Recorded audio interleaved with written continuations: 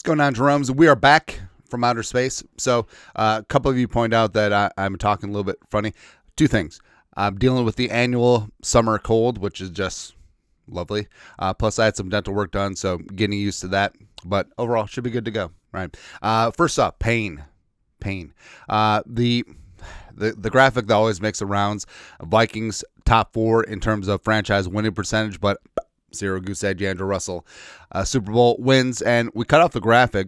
But all of the top 13 winning percentage teams have at least 2 Super Bowls, which just makes you feel good. All right, but the Cowboys lead the way at 595, which most of their wins came during the Landry era.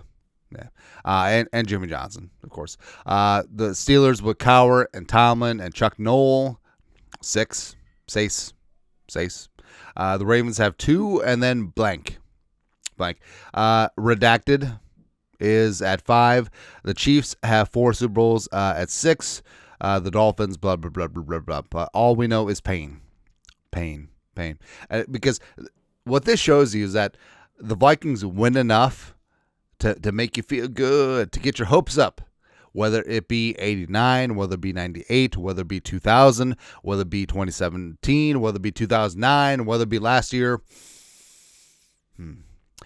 We've talked about this before. It would almost be better to be the Browns, or just boop, flatline all the time, as opposed to hopes. This is the year. How about that? Just over and over and over. Always. Some of it's good. So Chris Carter, CC, one of my favorite players growing up. Vikings fan page. Vikings legend Chris Carter says Aaron Rodgers, football IQ doesn't stack up to Tom Brady and Peyton Manning. Quote: as far as a legendary status, no people don't disrespect his football mind that way. He sounds like a spoiled child. Ooh, spicy. And of course, CC, we know a thing or two about football IQ. So one of the smartest players out there, beyond the hands, beyond the sideline catches. But yeah, I just don't feel, about Rodgers the same way that about Brady and Manning. And it could be part rivalry and bias in there too. But I mean, he went to 1 Super Bowl, and I know that he's won multiple MVPs. But what has that done for his team? And Manning got it done. Brady certainly got it done. It's like there are levels to this thing. Like, is Rodgers very good? Yes. Is he going to be a Hall of Famer? Yes. Would he have improved the Vikings this year? No. He's too old. Look at him. He's too old. But players know. Like, this whole shtick and routine where he's on McAfee every single week, talk about, I don't know about stuff and things. I feel like that maybe has jaded his legacy a little bit. But what about LeBron's legacy? I don't know. Doesn't matter. But he sounds like a spoiled child. Whew. CC bring heat. I love it.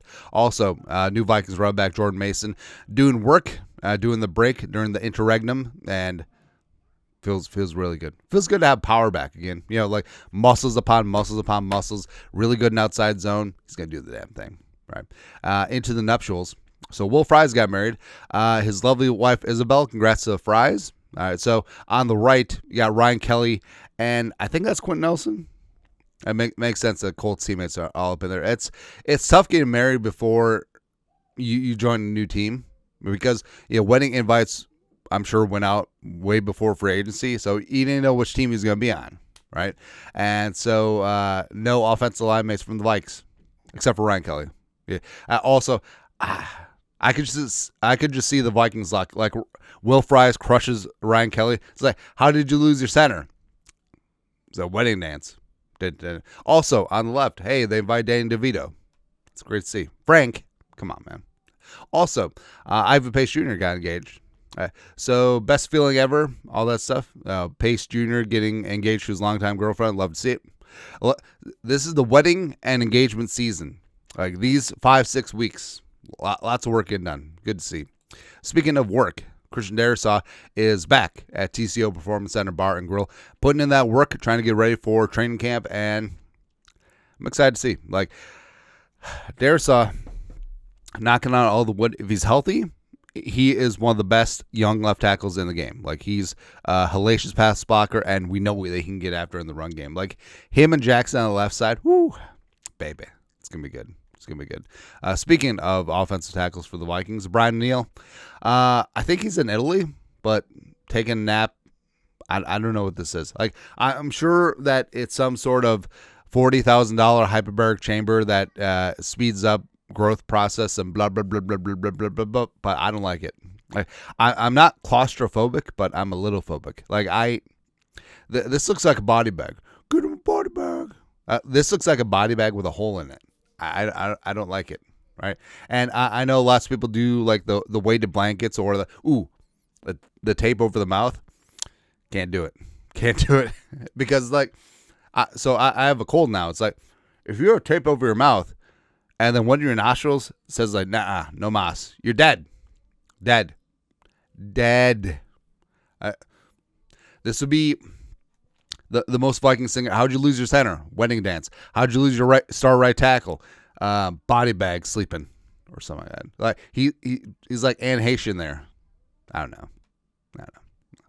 Also, here's great. So Harrison Smith, 37 career interceptions, leads the league among active players in the National Football League, which is great. Also, it just shows you how, Harrison Smith's been a ball hawk, but Paul Krause's 81 interceptions, the original 2-2, his record is never going to be broken, right? Because quarterbacks just don't throw 20 interceptions in a 14-game season like they did back in the day, right? Harrison Smith is probably going to end with like 40 interceptions. He's halfway there. Ed Reed, a legendary ball hawk, he ended with 64. It's crazy. It's crazy, man. But respect to Harrison. Hopefully he adds that total. Just smidges here. And also props to Paul Krause, because that record is never going to be broken. Also, non-Vikings related, but it speaks writ large to the culture that Minnesota sports is emanating right now. And we're going to turn the beat around. So Nas Reed re-signed 5-year, $125 million. Now, I understand. It's like, well, Nas doesn't play defense. Well, you're playing a bench player, $25 million per year, blah, blah, blah, blah, blah. But Nas could sign somewhere else for like 30, 35, 40 million per year. But he chose to stay here long term and stick with his guys, Anthony Edwards, Jay McDaniels. It's like, hey, he wants to be here. He wants to build something special. And that's exactly what's happening with the Wolves culture. That's exactly what's happening with the Vikings culture. Twins and Wild, not so much. I don't know. But it does make you feel good. Like, fans talk about all the time, the player taking the hometown discount. This literally was. And long term. So props to Nas. He's happy.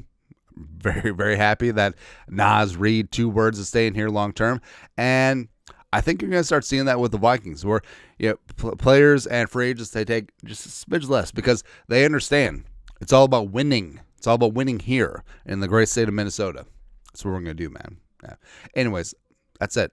Feels good to be back. Hopefully, I can get the end of the thing fixed up and get over this damn cold. God. Anyways, your thoughts are thoughts. Beautiful Sunday. You guys are the best. You know what to do. Skol. Production value.